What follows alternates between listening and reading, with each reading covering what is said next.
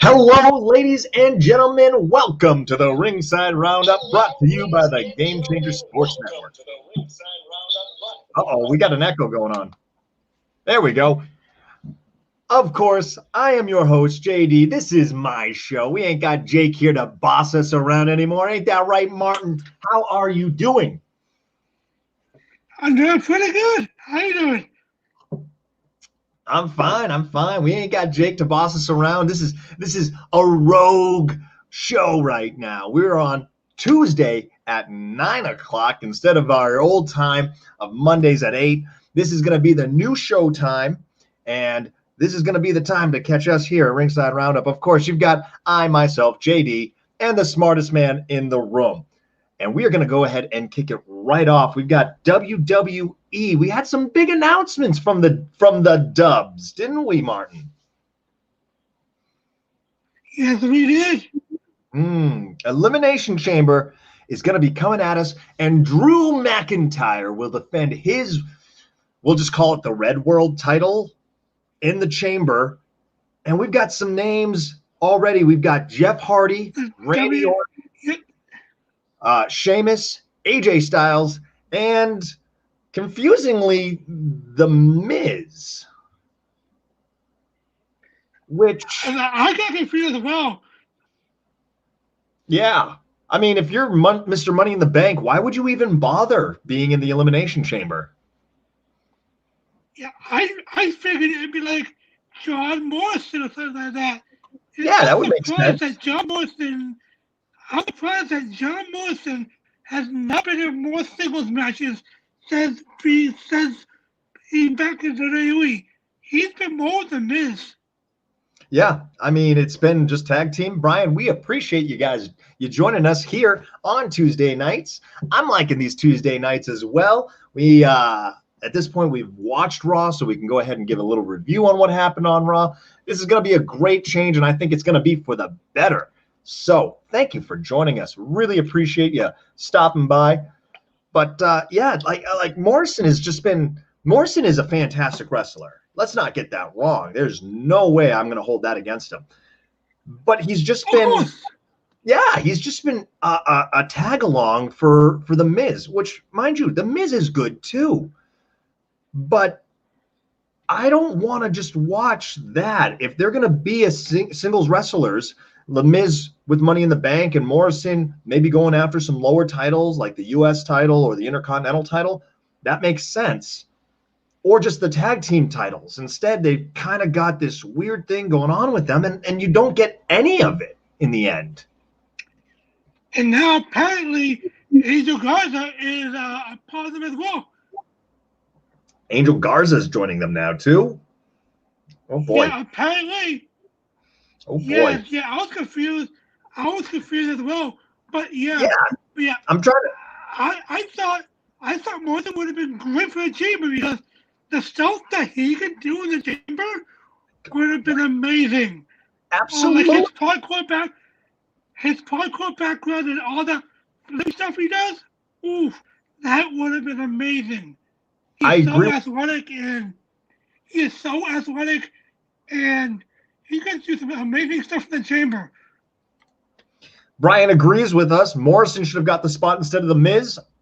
I think we might see something like that happen. I would not be surprised if we see Morrison kind of offer himself up as a replacement for the Miz. Now that we've got this whole card subject to change thing going on in WWE. So I would not be surprised if we see Morrison decide to take the Miz's spot and maybe a cash in by Miz at the end. Probably if he does cash it in, it's going to be in some way, which will allow him to get the my theory would be that he's going to try to cash it in, fail again, but find some way to get the briefcase back once more. I could definitely see something like that happening. What do you think, Martin? What are your thoughts on this upcoming Elimination Chamber? Yeah, I just think that Stu McIntyre is going to win it. But to me, I think the Universal Championship would have been so much better with a chamber than the WWE title. Because to me, there's nobody really in the WWE Limited Chamber that this is like really a push right now because you got that really a push because they're already established stars. But Yeah, on the SmackDown side, you got Cesaro, Daniel Bryan, Shinsuke Nakamura. yeah, you. I'm forgetting the other stuff, but the new main thing are Cesaro and Nakamura. Those Mhm. two people could benefit from Oh, having an amazing showing in the Elimination Chamber. Now, granted, they do usually do two chamber matches a year, but to me, they should have just stuck with just one chamber match and have it be with SmackDown. I wouldn't have minded. I mean, as you said, Shinsuke Cesaro. Could you, if they were to win a chamber match, even if they did well in a chamber match, that would be fantastic. I think. I And think. now, I think it would have been awesome. But as you said, the guys in this WWE one, uh, I'm not feeling it. I'm not excited. There's no fresh. As you said, there's no one fresh. They've got established guys. Now we go ahead and change one name in the Elimination Chamber. If you had a choice to change one wrestler, take them out and put someone else in, would it be Morrison for Miz, or would you go with someone else? I do it for Morgan from his 110%. Morgan from his because everything Morrison came out to the WWE, they kind of forgot how to use them outside of tag team guys. And they hadn't really, he hasn't really had a platform to show how athletic, how great he is. But putting him inside the Elimination Chamber, that would have been an amazing spot for him. But the Miz, I don't get why he's in the chamber. I really don't. I've got to agree with you. Except instead of Morrison, although story wise, it would make a lot of sense to switch Morrison and Miz. I would have preferred to see Keith Lee in the chamber. I would have loved to see Oh, Keith Lee. that would have been sweet. Yeah, especially after he had to miss the Rumble because of his girlfriend or fiance getting COVID. But I heard that Keith Lee is getting a United States Championship match at the show against Bobby Lashley and Matt Riddle. That's what I heard. Well, I mean, that's cool and all, but I think Keith Lee is big enough and can be personality wise big enough to really make the to really just jump right into the main event scene. Now let's see. We've got a couple of people. They'll probably have Sasha defend her title in the chamber and maybe do tag team chamber, but I don't think there's enough teams to do one. I mean, a tag team chamber would be exciting, but I don't see it happening again, especially with WWE not having those a whole lot of great tag teams. They've got tag teams, but do they have great tag teams? Do they have tag teams that you'd actually be excited to go into the chamber? Maybe.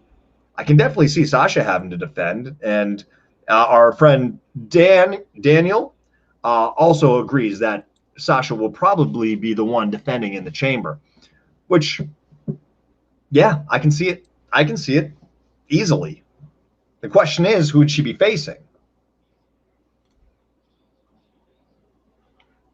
Yep. And out of all the people in the in the in that tag team chamber, the men's one, only really the New Day are really still in the WWE because you got the Ascension who's out, the Lucha Dragons, Kalisto, he's still there, but Sin Cara is not there anymore.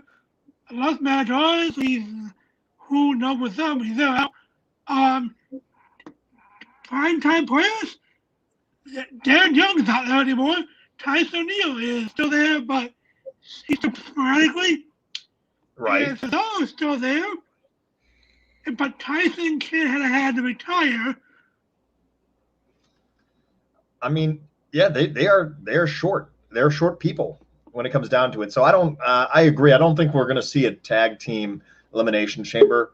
And even if we did, I don't think we'd really love to see a tag team elimination chamber. I would much prefer to see Sasha defend. I mean, Yes, that's they my do because the tag team they're doing right now is lackluster and it doesn't have any really depth to it. besides the Attitude Era that had a few great tag teams, the Dudley Boys, the Hardy Boys, Edge and Christian. Has it ever not been lackluster? I mean, there he is. has it really? When you want them. All right, I see what you did. I see what you did there. I don't appreciate that. Welcome back, Jake. Ladies and gentlemen, joining us on the Ringside Roundup, of course, the boss, the big man, Mr. Jake Jollymore. I got to give the proper introduction, of course. Absolutely, but I had to just make sure I put myself on the show so you couldn't. Well, I was looking backstage and I was like, I see him and he's pointing at his chin and his chest, and once he gets settled, I was just getting everything set up. Got to like. He knows the routine. He tells everyone else, just give me a thumbs up from backstage and I'll add you in. And I'm. Oh no, that doesn't apply to me. I just put myself in. Yeah, I noticed. But we're talking about the Elimination Chamber. We're a little iffy on the announced WWE title Elimination Chamber, as I call it, the Red World title. And we're trying to figure out. We've discussed that probably not going to have a tag team Elimination Chamber, and if we do have one, it'll probably be Sasha Banks' title. Okay, so you haven't talked about the fact that the Elimination Chamber literally makes zero fucking sense? No, we have not. So Edge just ran through 29 other guys in the Royal Rumble match for 5 of the guys in that match to get a instant title shot? Yeah, that's one of which has the fucking money in the bank. Right. I think that's the biggest problem. I don't see a problem with the Elimination Chamber. I mean, still the odds are against you. You're facing up against 5 different people. Why wasn't there qualifiers? Something that needs to put the pieces together. I agree with that. It should have been like maybe the last, besides the winner, the last 5 people that were in the Rumble. That at least make a little bit of sense. That's logical, but the only thing that we got Shane McMahon. All right, I'm not against the Shane McMahon thing, and I'll tell you why in a couple minutes. But let's keep on the Elimination Chamber match for a second. The only thing that keeps it moderately credible is the fact that they are all former champions. Mm-hmm. The only problem is, when was the last time Jeff Hardy won a match? Probably something against Elias, something. Well, back in 2012 at this point? But hey, let's give him a title shot. Fuck it, why not? You get a title shot. You get a title shot. Everybody gets a title shot. You get a title shot.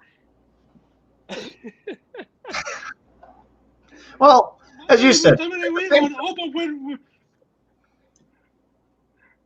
they're all past champions, but that's kind of what's hurting the match itself as well. There's nothing to get excited for. I don't remember the last time I was excited for anything WWE style. So, yeah, there's that. You're not a true wrestling fan unless you hate wrestling, ladies and gentlemen. That is very fair. It's true. It's the truest. But what do we think about a second elimination match, elimination chamber match? The fans, it seems, the viewers at home, and everyone seems to agree it's probably going to be Sasha Banks defending in a chamber, but nothing's been announced as of yet. That's going to probably happen on Friday. Haven't they done 2 elimination chamber matches in the same night before? Yeah. So, and haven't they done a women's elimination chamber already before? Yeah. I believe so, yes. So, what is the draw? So what exactly is the draw here? Why is this a big deal? Why do people want it? Everything's happened. Because it's a big match. It only happens usually once a year, and kind of thing. It's just like we have 2 Royal Rumbles now. What do you mean? I mean, I said this before. We can have 4 Royal Rumbles and nothing else on that card, and I'm happy. True. For the love of God, that Goldberg-McIntyre match, no, I didn't need it. Give me an NXT Royal Rumble match. Give me a 205 Live intergender. I don't care. Do something different. Don't give me that 2 minutes and 47 seconds bullshit. Yeah, I don't want it. Check your facts, brother. 20 seconds. No, I it was came on feisty as fuck this tonight. I noticed. I mean, you say 20 seconds. That's probably more moves than they got in that match. I don't think they hit 20 in total. So, yeah. Let's finish the finisher. But you're right. But would you say that you could do 4 Elimination Chamber matches? I'd say probably 5, just time-wise. And give me, obviously, both the main titles. Yep. Give me, with the way the storylines are right now, Sasha Banks would make sense. Mm-hmm. I'd say give me, I'd say a tag team, but it's impossible. Because there's not 5, 6 tag teams on either brand. A cruiserweight one? That would go into NXT realm. I'd say NXT, but an NXT Elimination Chamber, that's probably going to be the first match on the card, and you know it's going to be the best match on the card. And then maybe just do a 3 guys from SmackDown, 3 guys from Raw. Winner gets their brand's mid-card title shot. Something. So you get either a U.S. title or Intercontinental title shot if you win that chamber. Because I wouldn't want to see every single title defended in the chamber. That would get repetitive and boring. Very repetitive. But you would rather take that over just one Elimination Chamber match and just some other matches thrown in the mix? Quite frankly, at this point, I don't see a draw in the Elimination Chamber, in the Hell in a Cell, those one-time-a-year matches. Those both started rich in storyline. The Hell in a Cell happened because of the storyline that was going. The Elimination Chamber was created because of the storyline behind it. Mm-hmm. Now it's this marquee event, and it's just repetitive and boring. We know what's going to happen, especially on the road to WrestleMania. Drew's not going to fucking lose that title. What do you really think they're going to give it to Randy? Because no one else has a chance. Right. That's the only person that would stand a chance. And personally, it's the only thing that would make sense only because of Edge winning the Rumble. And then they'd have to flip-flop everything we've already heard because Edge is going on against Roman. And right now, with the way Sheamus has been performing and been on Raw, give me Sheamus built up in the next 2 months, and then give me Sheamus versus McIntyre at WrestleMania. They are building that great. I'd like that. I would not be upset with that. Because as long as they keep building Sheamus. Right. At this point, I want Jeff Hardy as far away from my TV as possible. Yep. As of right now, I want Jeff Hardy as far away from my TV as possible if they're not going to give him a goddamn win. And I get the guy is Teflon. You're not going to hurt him by taking all these losses. No. But at some point. Right. He's the kind of guy where you can go ahead and have him fail to grab the brass ring, but there's a time limit where once he starts getting on a roll, he becomes red hot. And that's when you got to strike. If you just continue beating him down and beating him down and beating him down, it's no good. Because then people just lose faith. The WWE can't build a babyface. No. They can build heels for days. Yes. I mean, look at Roman right now. Of course they can. But they can't build the baby face to face the heel. And they sure as shit aren't about to have Randy flip. No, you couldn't do that right now. Not a chance. Nope. So we've talked about the bad. Let's talk about the worst. Bad Bunny may be seen regularly leading up to Mania. On top of WWE being in talks with Cardi B. Okay, so I was very critical about this, 2 weeks ago? I believe so. All right, so 2 weeks, I was super critical of this whole Bad Bunny thing. I had no idea who the guy was. I didn't think it fit the audience. Well, turns out I was fucking wrong. Yeah, apparently so. I did some research. I learned some shit. I learned me some knowledge up in my head. 110%. This is quite possibly the most genius business move the WWE has ever made. Again, Really? I still have no idea who the hell Bad Bunny is. I didn't do any research. The guy sells out twice in the WWE shop. 2 weeks. And they just put the third set of merchandise on the WWE shop. Really? This guy's obviously a somebody. Right. Not only is he a somebody, but he's somebody that moves. Not only that, but he's also specifically catering to the younger audience that the WWE is so desperately looking for. Right. And you could argue. Go ahead, Martin. Yeah, so I don't like the idea of Cardi B and Bad Bunny, but I get why WWE's doing this. They want to cater to the younger audience, and that makes them money. And at the end of the day, you want to make money, then we want to make money. So if those two are going to make you money, get them in there and get them in the WrestleMania spots. But one thing for sure, Cardi B at WrestleMania is going to be a lot better than what we had with Snooki. Give me Snooki versus Cardi B in a Hell in a Cell. I'm in. Take my money. You have some brilliant fantasy booking ideas, but this is also the reason why we don't want you getting signed by the WWE. Just saying. Under no circumstance would I actually want to work that shit schedule and not be allowed to sleep on the plane. This face needs a beauty sleep. I would not last one plane ride with Vince McMahon.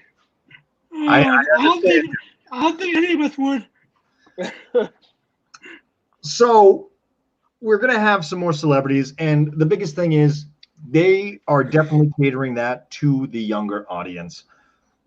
And I feel like they're doing this for the sole reason that they don't have that baby face, because as we said, they can't build baby faces. They don't have that John Cena. Even Bryan Daniel has Daniel Bryan. Whoops, there goes his other one. Right, but they've lost out on his yes movement. They don't have one that the kid, like John Cena. The kids loved him. The kids loved him. Some of us older fans were like, hit or miss, hit or miss. John Cena sucks. Exactly. John Cena sucks. I remember that one. So when it comes down to it, though, they had someone that could move merchandise. That was a big hit with the younger audience. And they don't have that guy right now. I mean, they used to try to shoehorn Jeff Hardy into that spot, but even then, he wasn't great in that spot. A lot of drugs. Speaking of that, so Bad Bunny, he had like the top 4. At one time this week, he had the top 4 merchandise in the WWE shop. Yes. And that's when you know. And that's when you know he is selling right now. He has 4 out of the top 5. Number 4 is Roman Reigns, and he's like 65% lower or something than the next top selling item at number 3. You could also argue that this entire thing's not working, though. Raw hit another all-time low in ratings this weekend or this week. I mean, I watch wrestling to watch wrestling. I don't know. I don't know if WWE can get that through their heads anymore. I don't. No? Well, yeah. I don't watch wrestling to watch wrestling. I watch wrestling to be entertained. That's it. Good. If the match is entertaining, the match is entertaining. If the backstage segment is entertaining, the backstage segment is entertaining. I don't watch wrestling for wrestling. God, I wouldn't be an AEW fan if I did. Wow. Wow. Wow. He's throwing shots today. Jake, we might have to take a 5-minute recess for you just so you can cool down, because next thing we're going into is AEW. Let's do it. I'm in. Okay. So obviously, we've got to talk about AEW and how Hangman Page is being made into their number one guy. That's another topic for the day. No, wait. We can't do what you're thinking. I know. We need the fourth guy here. We do. Yeah, we need him. But this week was not a good week for him to be able to make it to the show. But I'm excited to figure out when this is going to happen, because I'm to him and everything he's dealing with. Yes, absolutely. We love you, Kraith. Cannot wait to have you back when you're ready. So, I think the biggest news in wrestling right now. I'm going to back you up. Okay. We're going back to Monday Night Raw. We need to cover one last thing. Okay. Shane McMahon? Fuck Shane McMahon. He's not important right now. He's not important. This is my weekly. The WWE has absolutely no idea what to do with Lacey Evans' rant. Oh, this is going to be good. You may begin, good sir.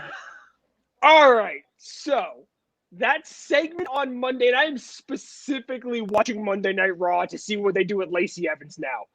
Mm-hmm. That segment could have been so good. So good. You got to catch me up to speed. I was at work. So, okay. Ric Flair came out with Lacey Evans, cut a promo on Charlotte saying, I don't need you, blah, blah, blah, blah, blah. Charlotte comes out, and they start going back and forth. Lacey gets in the middle, obviously. Yeah. Now, it was going down like that no matter what. Put some minor tweaks into it. Yeah. Have Ric Flair and Charlotte really pull at each other's heartstrings. Lacey needs to shut the fuck up for a minute. She needs to not try to drop all of her taglines. Absolutely no reason for her to drop that in a very real storyline. It makes it feel fake again. Right. So have Lacey Evans stay silent until the culmination of Rick embracing Charlotte because she's pulling at Rick's heartstrings. That's when Lacey hits Charlotte. Boom. Have Ric Flair looking over Charlotte. I'm still the dirtiest player in the game. Walk the fuck out. Yeah. Yeah. That would have been so much better. I don't need Lacey Evans dropping the, now let me tell y'all nasties in the middle of the promo. To do with it.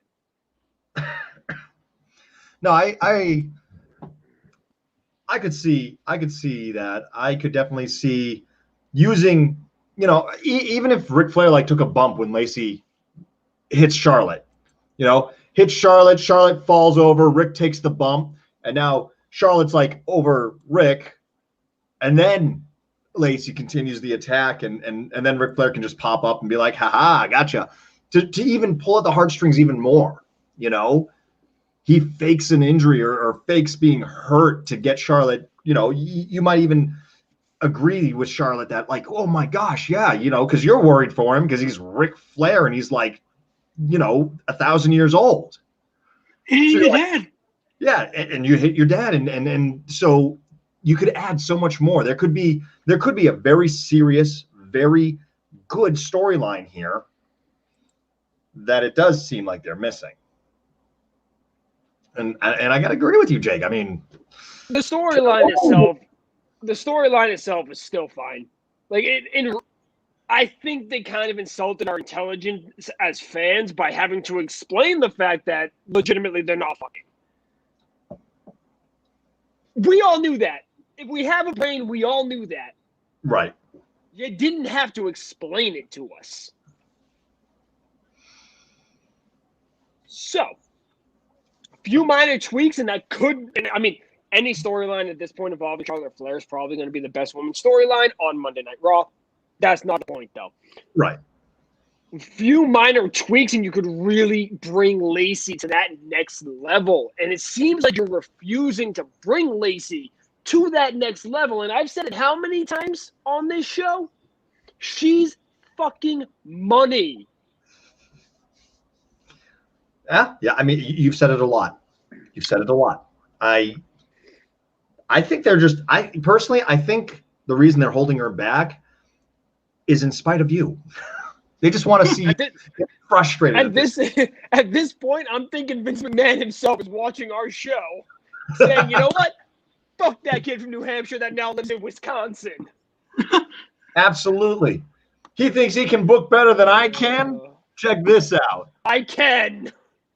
All right. Now we're going to AEW. Take it away, Jay. All right. So, AEW, obviously there was some big news that happened last week. And I mean, depending on who you ask, it wasn't huge. But, some people might think that it's kind of a head turner, something that might be important to mention, like, Kenta from New Japan attacking previous AEW World Champion Jon Moxley. Did AEW kick down the forbidden door, as it's like to be said? I'm going to say no. A big old no. I'm going to say no because of what's going on with Impact. All right. It's very, very specific who's jumping shows. Mm-hmm. It's Kenny Omega and now Matt Hardy and Private Party. And then it's the Good Brothers. If we haven't seen Sami Callihan help Jon Moxley by now, and I believe that was Switchblade Conspiracy with the name of their team, then we're not going to. Right. So if the quote-unquote doors aren't actually open between the two, and let's be real, in all reality, the Good Brothers was the trade for Private Party and Matt Hardy because Impact really, they were dying for Matt Hardy to come back. Right. So there's your trade-off. Kenny Omega's just kind of doing whatever Kenny Omega wants, and he's going to do whatever. He could show up in WWE and nobody's going to say a damn word. No.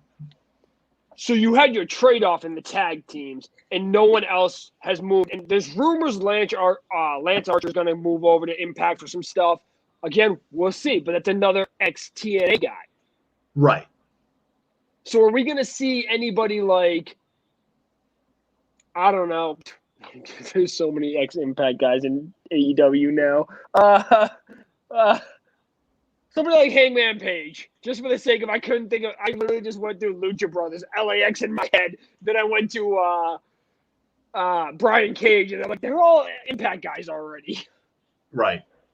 So are they going to bring more AEW talent in, or vice versa, bring Impact talent over to AEW? If that doesn't happen, I don't see a forbidden door with New Japan opening up.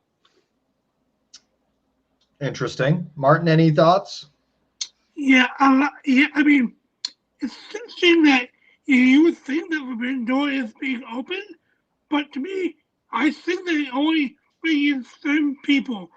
Like you want, let's look here. Like, you only bring in, who's AEW got? Dallas Anderson. And they brought in Kenta. And all of them were a part of the Bullet Club.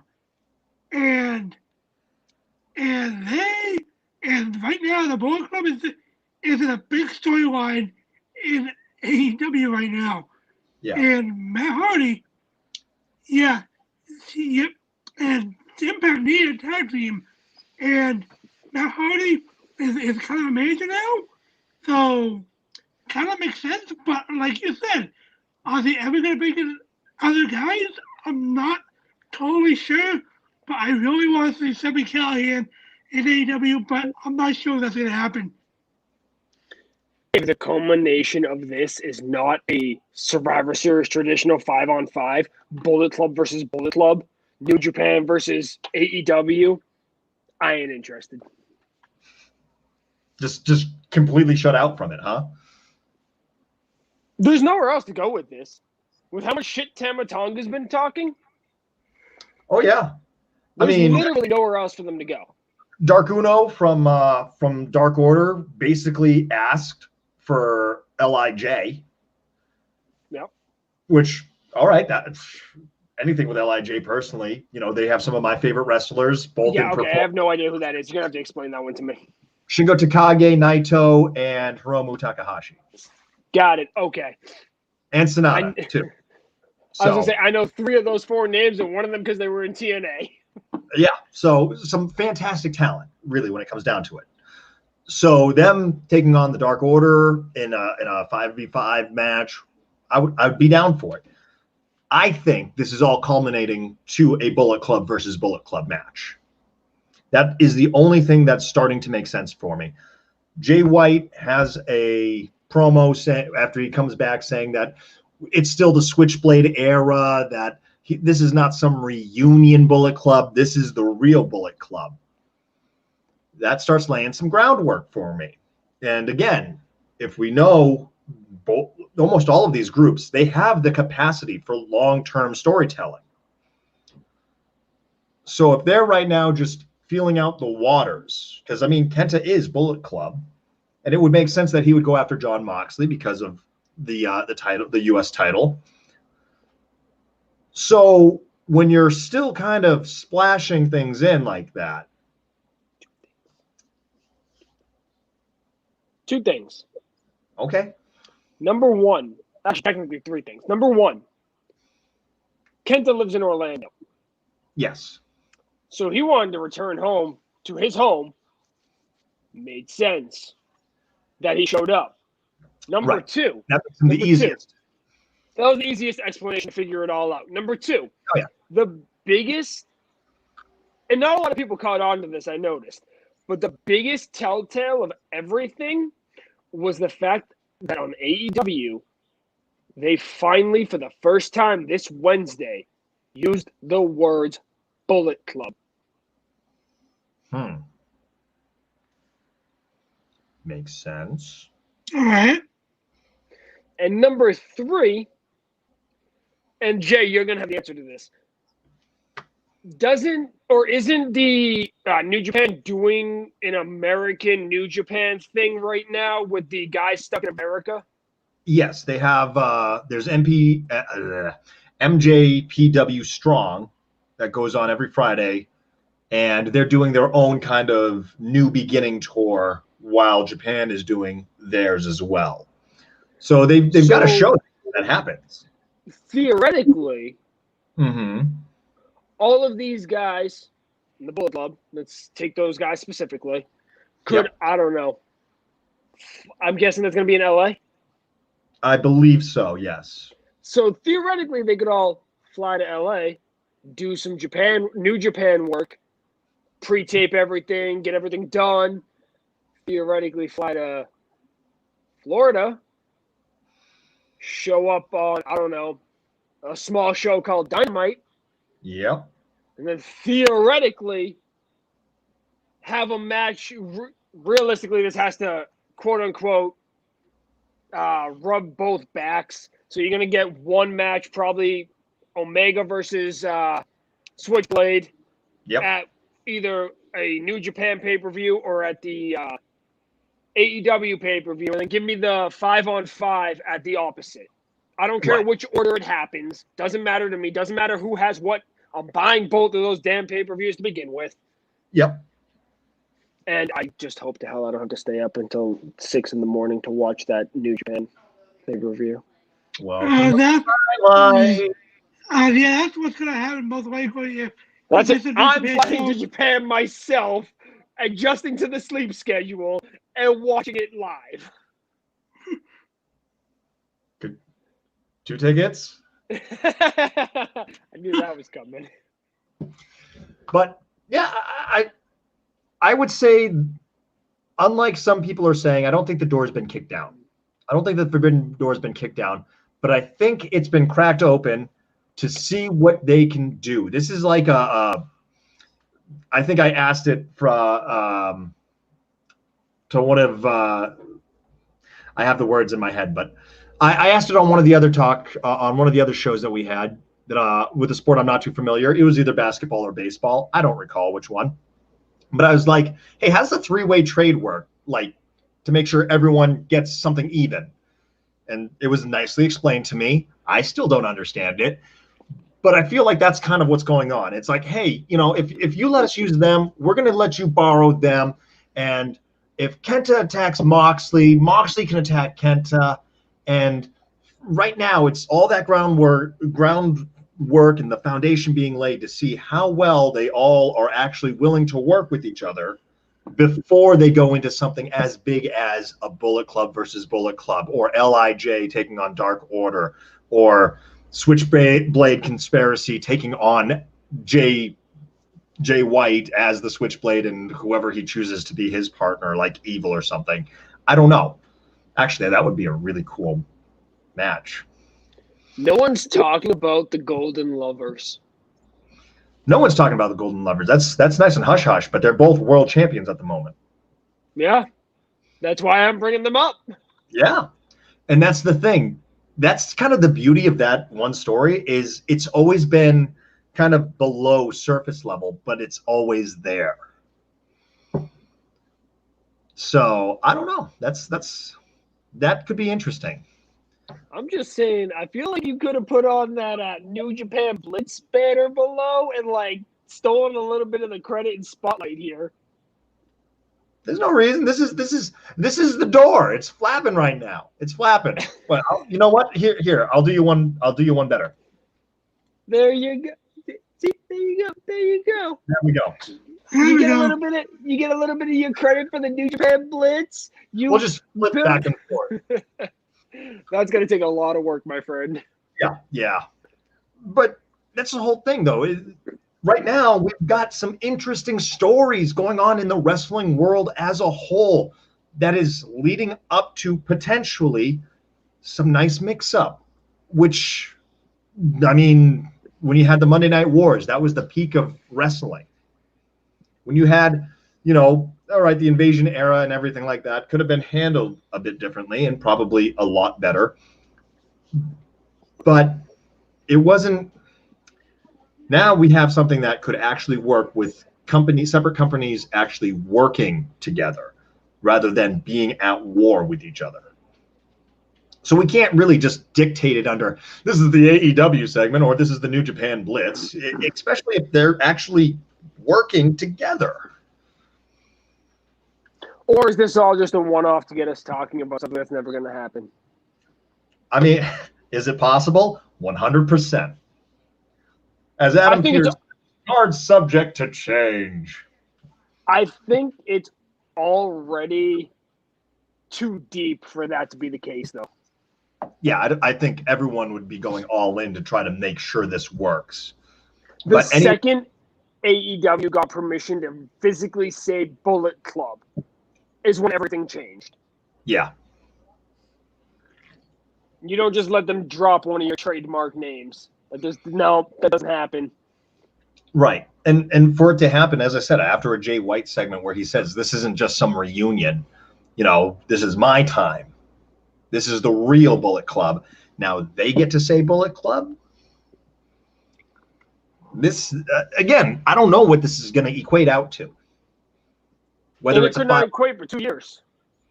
Was that? And it could not equate to anything for 2 years. We don't know when the world's going to open back up.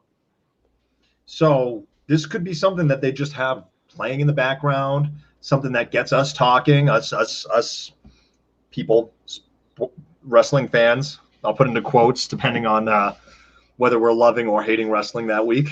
Say, at this point, can we really consider me a wrestling fan? But in all honesty,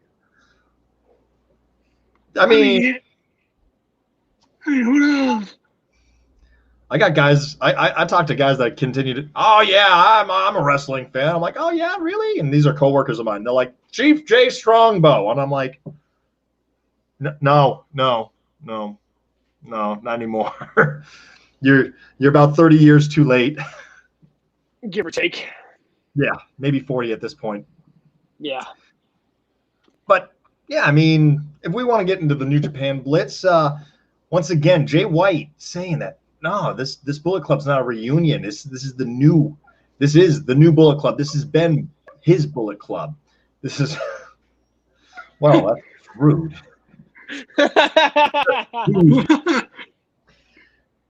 But now Jay White is trying to get some solidarity, I think, between Bullet Club. Him and GOD going after the six-man titles, the never open weight six-man titles, which is just a trios title. And he's making a big deal about Ishii. This is something that's going to get washed under the bridge. It's not going to be a big storyline. It's not going to be as big as they make it, because it contains a certain New Japan wrestler, Yoshihashi, that no one believes in, that always takes the pinfall, that is always going to be the one that loses. And they're going to become the trios champions. It's obvious. But what will that lead to? And that's what I'm curious about. That's why I'm curious about this door being opened. If they put their trios title on the line against Kenny and the Good Brothers, or Kenny and the Young Bucks, or something like that, that could put a little bit of more oomph into the story. At least there's titles on the line now, besides just the fact that there's, the Bullet Club name and who is the real leader and things like that. Who is the better leader even? So you could put some titles. What was that? It's me. Yeah. It was me all along. I knew that was what you were going for. But there's something that you can do there, and it's the trios title. No one cares about the trios title. 9 times out of 10, New Japan doesn't care about the trios title. So if they went over to AEW for a little bit, no one would care. We wouldn't be missing. I mean, how long? We've been over a year without the U.S. title, and the Intercontinental title is basically the world title right now. So I could see them using that as a way to stay connected, as a way to say, hey, we're opening the door, and you guys can have some of our titles. See how nice we're being? Now, what are you going to give back to us? Well, that's how business works. Exactly. That's exactly how business works. And Kenny Omega showing up for any event in New Japan is what you're getting back. Mm-hmm. Arguably your biggest star ever. I wouldn't say ever, but arguably the biggest foreign star. Of the 2000s. Yeah. No, I'd say Rainmaker's still bigger. I said arguably. I'll argue with you all day. Well, I'd have to do a little more research. Probably, yes. Besides that, we have in New Japan, we've got Sonata, of course, going after Kota Ibushi for the double titles, the IWGP Heavy and Intercontinental titles. And the only thing that's really kind of going on there is, in the meantime, there's a fight for the junior titles, and Ibushi just keeps on inserting himself into the junior heavyweight titles. Just kind of like the two, Hiromu, who's the junior heavyweight champion, and Sho would kind of just try to talk. And then Ibushi would just show up and be like, hey, what's up? I'm double champion. Oh, I've had that title before too. So what are you guys doing? And it would just kind of be a weird interaction between the three of them, with Hiromu just being like, can you leave us alone? I'm trying to talk to my challenger. I'm trying to see what he's going to bring to the table. And he's like, oh, that's cool. And he just kind of sit there. It was really, really weird. So, that's what's going on there. Trevor, I love how half of Jake's screen is his face and the other is Gronk holding a kitten. Jake doesn't even like cats. Love you, bud. Good night. Trevor makes a good point. I mean, like, half of your screen is nice to look at, and the other half is a now 4-time Super Bowl champion kissing a kitten. Yeah. I'm going to be honest, that's my wife's photo, and it just so happens that this is where I am currently lined up on my screen. So, well, you notice I try to frame myself right in front of my shoddy wiring job. I don't care. Yeah, I'm just trying to. So we'll just spin again this way, and then if I do this, it looks like I'm talking to you, Jake. It's kind of nice. But yeah, besides that, Japan is. Oh, there we go. Yes, quite indeed. Yes, much indeed. This is a great conversation. Balls with the touchdowns in the 4. Yeah, all right. Yeah, I'll put that. Tap it out. So yeah, besides that, Sanada and Ibushi went the time limit again in a tag team match, which time limits don't happen very much in these tag team matches. So it's interesting to see what that might be foreshadowing for their singles match when both titles are on the line. But that's the New Japan Blitz for you, ladies and gentlemen. I was actually able to get through it and stay within time. I'm impressed. All right, Shane McMahon. Shane McMahon. Once again, I was at work for this Raw. So what's going on with Shane McMahon? He literally showed. I only have one problem with the entire Shane McMahon thing. I see Martin has a lot of problems with it. I have one problem. So I'm going to start with just Jay. Shane McMahon showed up. He said Adam Pearce announced the Elimination Chamber match. Adam Pearce said, okay. He said, you did a great job, Adam Pearce. He walked out. And then we come back from commercial after, I think it was Jeff Hardy, Jeff Hardy, Randy Orton, and AJ Styles all came out or something. I don't know, something like that. Yeah. Now, my only issue with this entire thing is that AJ Styles with almost cat dog, OMOS, however you actually pronounce that. Big man. Yeah, the big guy behind AJ Styles. Yeah. Does anybody remember how he started in the WWE? What his first job was? Raw Underground? And what did he do in Raw Underground? He was a bouncer. And who was his boss? Shane McMahon. Man. So you're telling me that Omos and Shane McMahon don't know each other? And they're going to walk right by each other on something as simple as a sub, dude. Like a little acknowledgement. Just something to add a little kernel of like real life to it. Like, sub, dude. Thanks for protecting me back in Underground. Like, no, the WWE wants you to forget Underground ever existed. Right.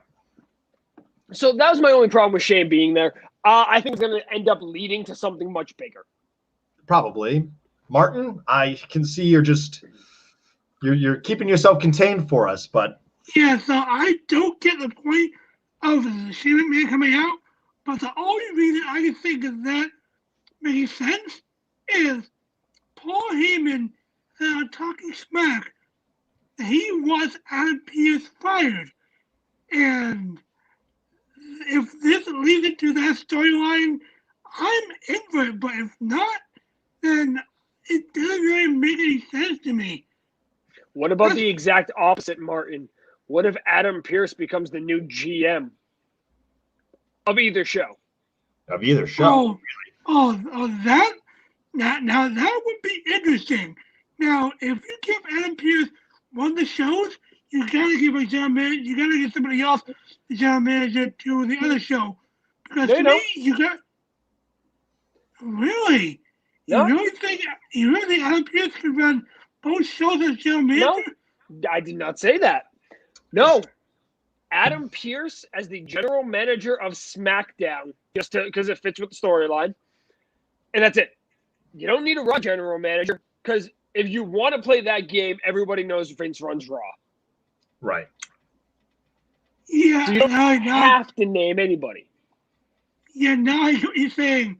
Yeah, now I get it. Yeah, so Adam Pearce SmackDown, that would make sense because Vince basically runs Raw.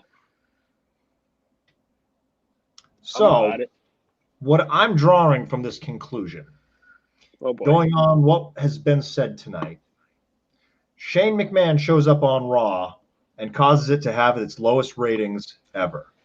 Is that what I'm getting out of this? I don't know. Okay, no, that's not a fair assessment. That was very subjective. That was the very first segment of the show, and he never showed up again. It was the very first segment of the show, too, huh? Yes. So when I think about ratings, I really look at what the and I haven't done this for this week's Raw. What was the hour break? Yeah. That's where you're gonna think, all right, you lost everybody. So whatever the segment was going over the hour from you guys are East Coast, so from 8 to 9, and then from 9 to 10. Yeah. No, I agree. I was being a little facetious there. Oh, I know. And I'm here to shut your ass down. Wow. All right. Look, I'm just the host, man. Hey, I know. I'm just feisty tonight. I noticed. Look, if I'd known you were bringing your boxing gloves, I would have been prepared. You should expect that every night at this point. I was expecting Kraith here and for us to battle it back and forth. I was ready to go. I was ready to poke the bear. I was ready to poke the bear on both sides because I cannot wait until that is made public. I can't wait to see that. It's coming. He. For those of you that watch the show and obviously aren't in our group chat, I want you to know, me and Kraith, I have an issue with him in that group chat because we like to, I don't know. We like to give each other black eyes. It ain't pretty. So I finally said, no, you need to shut the fuck up in this group chat, and we need to bring this to show. And then he runs scared. Look, the only reason why I'm not getting in on this is because I gotta protect my assets. I see you dropping a hint there. Maybe a little, some foreshadowing for the future. Let it be known that the promo I just cut on Kraith has no bearing on what's actually happening to him right now. So I will say that off the top because Kraith does not know me that well yet. So just boom. But when it comes down to it, I think we're going to have a lot of exciting things to talk about. AEW is, doing some interesting things. Raw has a pay-per-view they're starting to set up for. So, okay. Actually, TakeOver had a TakeOver this weekend. It's this weekend? It is? Mark your calendars, ladies. Wait. Who's wrestling? Finn Balor, Pete Dunne, from what I can remember, Kushida, Johnny Gargano, the finals for the men's and women's Dusty Rose Classic. Oh. Yeah. So I have an entire rant about the Dusty Rose Classic, but we just ran out of time. So I'm going to write that down, and I'm going to remember that. Absolutely. We'll go over it next show. But ladies and gentlemen, thank you for joining us at the Game Changer Sports Network. This has been the Ringside Roundup. I am your host, JD, and it's been the smartest man in the room, Martin Lee, and our boss, the owner. We put up with him because we have to, Mr. Jake Jollymore. Poke. You just want me to go off when we. See, when you go off, that now officially gives me permission to go off. I'm the professional one. I'm the host. I got to do what I got to do. I wore a button-up shirt today. That's the. But ladies and gentlemen, I'm literally writing the answer to what I was going to say about the Dusty Rose Classic, so I don't forget it. Perfect. But ladies and gentlemen, don't forget to join us next week. We've got a new time, Tuesdays at 9 p.m. Eastern. We appreciate you coming in. We've got a Discord. Check us out on Twitch, official_GCSN, and we will catch you all next week. Hey, guys.